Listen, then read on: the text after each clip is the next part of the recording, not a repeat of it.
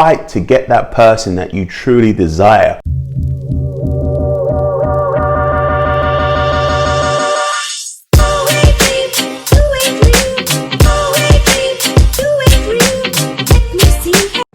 And welcome to the First Date Fix, and today I'm going to be talking about why you're single part 2. You're single because you don't fight for someone.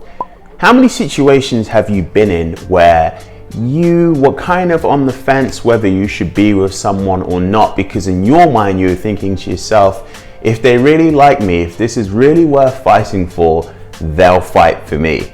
And guess what that other person's been thinking?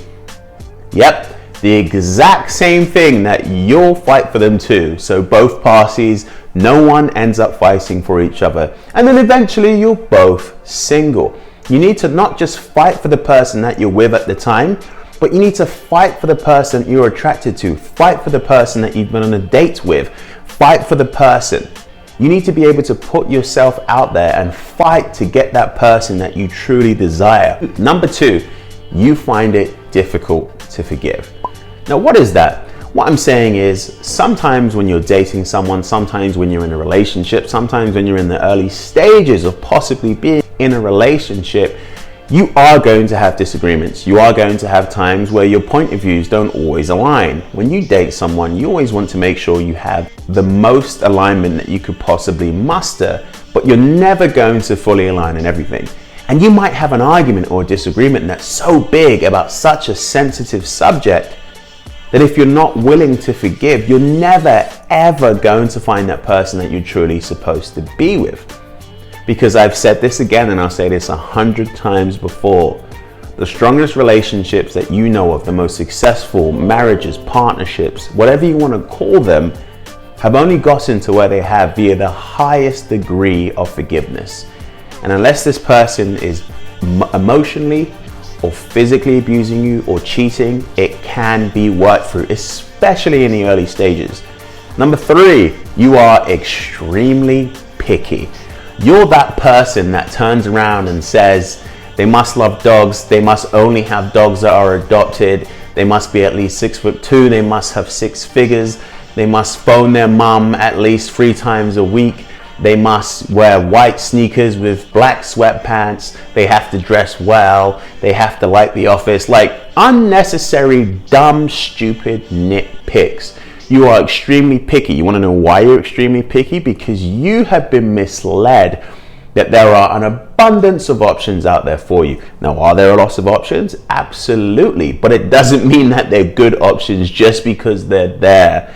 I believe that every person on this earth will probably come across at least 100 people that they could probably be happily married with or in a happy partnership for the rest of their lives. But unfortunately, because you feel like there are millions and millions of options for you, which there are, but it doesn't mean they're the right options for you. So you are extremely picky. And you've probably said no to so many potential people that you could have been happy with. Oh, side note, shout out to my Christmas tree. It's about 7'5", tallest one I've ever had. Boom. I've even got like the Christmas skull on there. Boom, boom. Where's Edmund? Edmund, where you at? Oh. Sorry, man, what are you doing? You can be in the camera shot. Okay, number 4, you have no self-awareness. Now, what do I mean by that? That means that you have self-esteem that's way too high. Now, before everyone goes crazy, I buy into self-love. I buy into building yourself up. I buy into you are an incredible person and you can do everything that you want to do. Blah, blah, blah, blah, blah. But there does come a point where it borderlines narcissism and arrogance. Take it from a man who has had to suppress this and had to learn the hard way that I am not all that. No matter how much I look at myself in the mirror and say, yeah, woo, chop chop, where my money at? Who's the man? Yeah, I ain't all that. I still have an abundance of things I need to work on, and that's the mentality that you need to have. You know, sometimes people think so highly of themselves to a point that they literally think that no one is good enough for them, and the people that they actually feel like are good enough for them are usually trash people. And the scariest thing about this is that there's a lot of people that carry this trait without even realizing it.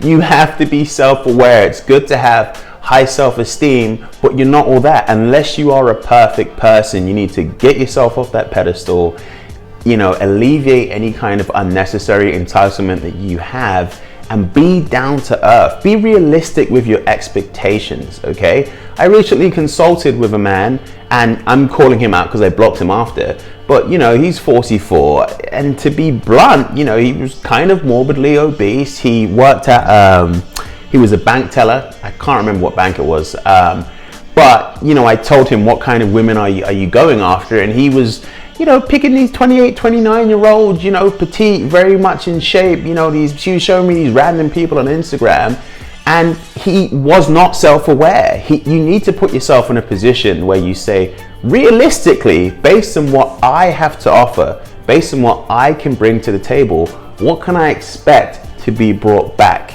Okay, the old notions of successful women who are VPs of finance falling for men with nothing but a bus pass and a 9-to-5, $8 an hour job at McDonald's, the shit doesn't happen anymore. It just doesn't. Maybe in the movies, but it doesn't happen in real life. So you need to be very realistic, self-aware as to what you can get based on who you are. Keep it real with yourself. Because if you have these pie in the sky dreams of exactly what you can get, and you really need more things that you need to work on yourself about, it's not going to happen. 5, you fear rejection. Now, not all men, but a lot of men, when we have to pursue, when we have to ask a woman out, blah, blah, blah, blah, blah, we're going to get a lot of rejection. That's just the reality. But I have a few male friends who don't like that. They hate being rejected. They hate the notion of asking women out because it may or may well be yes or no. Even if the woman is attracted to them, she might say no because, I don't know, he wears weird shoes, or she misinterpreted the way he texts, or maybe he was too forward, maybe he wasn't forward enough, blah, blah, blah, blah, blah. Okay, rejection is a daily part of men's life. It's just kind of what happens because, we got to go out there, and you essentially got to, put yourself out there if you want to get the woman that you want to fall in love with. But for women, because they're typically the receivers of men's attention, and they're typically the people that get asked out, they're not very used to being rejected, which means there are billions of women out there who refuse to put themselves out there because they don't want to be rejected. Ladies and men, please embrace rejection like a warm Ferrari on a hot day. You have to embrace rejection, because the more rejection you get, the closer you are to finding the love of your life. It's like anything else. When you go to the gym, what's happening is when you're doing these curls, your muscles are tearing and they have to repair themselves. And when they repair themselves, they get bigger because they failed so many times. You need to put yourself in rejection mode. I promise you're going to get closer to who you deserve. You put boundaries based on your past as opposed to genuine boundaries. What, Trey? Aren't all boundaries the same? I'll explain. A boundary that's placed in your past is, this man, this woman did this to me, so I can't date people like that. Versus, I have a boundary of not going to someone's house on the first date because they might murder, torture, rape, all that bad stuff, okay? That's the difference. I used to have a boundary where I would say, I'm not letting a woman stay the night unless she's in a relationship with me, because the last time I let a woman stay the night and she wasn't in a relationship with me, she ghosted me. Oh no, right? Like, that was a dumb boundary. Don't place all your boundaries on previous dating relationships, atrocities that have happened to you. It's not healthy, and it's stopping you from progressing with the person that you're supposed to be with. You are too independent, okay? Now, what I mean by that is the notion of being successful, independent, doing you, going out there and getting stuff done yourself is perfect. But most people aren't always attracted to the person that doesn't need them. Me personally, keeping it 100% real, I love it when I'm in a relationship and a woman needs me. She wants me. She needs me for support. She needs me to have a conversation with her. She wants a hug. She wants some affection. She wants some love. That's 100% fine. But if you're in a situation where you don't really care for phone calls on the phone, you don't really like to text anyone too much, you see him when you see him because you don't need anyone, because you're so independent, no one's gonna want you. Who wants to be with someone who needs no one? How is that attractive to anyone? The only kind of people who want to be with someone who needs no one are the people who want to hit it and quit it because they don't care whether you need them or not, because they're just looking to smash, okay? So it's okay to be independent, but it's also okay to open up to someone, which leads me to my next point. You're not vulnerable. Being vulnerable builds attraction. Attraction builds vulnerability, and I could go back and forth. Being vulnerable allows someone to see who you truly are. And I know people, every year I feel like people get worse with being vulnerable because memes and jokes and shitty internet articles promote that you gotta be tough. You can't let anyone in, otherwise they'll break your heart. Look, your heart is going to get broken more than once until you find the person you're supposed to be with. And even when you do, they're still gonna break your heart because they are human, okay? You have to be vulnerable with every interaction you have, not just dating, people. Be who you truly are. Who cares whether you let people in or not and they disappoint you? That's just the nature of the beast. You can't avoid people hurting you. There's no way you can do it. You can alleviate it, but you can't avoid it. How can you know if this person explicitly chooses to be with you and only you because of who you are, unless you're vulnerable with who you are? If you're not truly vulnerable with who you are, then you'll never truly know if they are truly choosing you, period. So be vulnerable from the jump, because then you'll know that they're dating you for you and only you. People only really respect, have friends with, and fall in love with people that they know are truly themselves and are vulnerable with their feelings and emotions. Trust me, it builds attractiveness. And if someone doesn't like you because you're vulnerable with your emotions, oh my word, that person is trash. Trash. See this? This is trash. That's that person. And last but not least, you prioritize other things, right?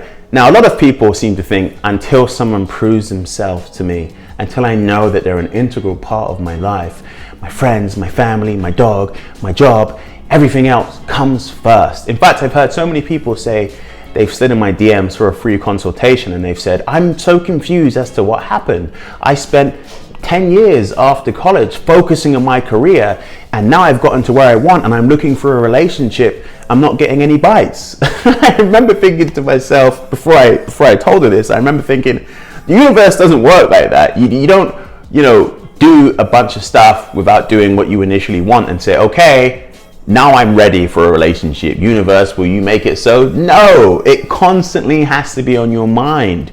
You think NBA players turn around and said, okay, I won't play any basketball throughout high school, and then when I'm around 18, I'll manifest it in the universe and then I'll have an NBA contract? Hell no, you have to be working on this from the get-go. The best boxers in the world have been boxing since they were 7 years old. They've been doing it their whole life. Finding a lifelong partner is a lifelong journey. You can't turn around and say, I'm only going to be focused on these things and then I'll look for a partner. You always have to have your eye out for someone that could be your potential person. You can still focus on your career. You can still focus on your parents, your dog, your family, your best friends, anything. But don't be afraid to let someone in. Can you spare an hour, maybe 3 hours a week? Trying to find someone else? Hell, maybe even an hour if you're so busy, which everyone claims they are. Can you spare 1 hour of just meeting up with one potential person a week, or the same person if you really like him? I think you can. I want you all to do something. I want you to take a deep look right here and be very honest with the things that you know deep down you need to change.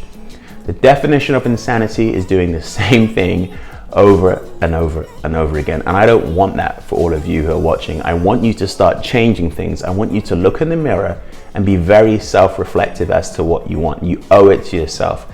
I love you all.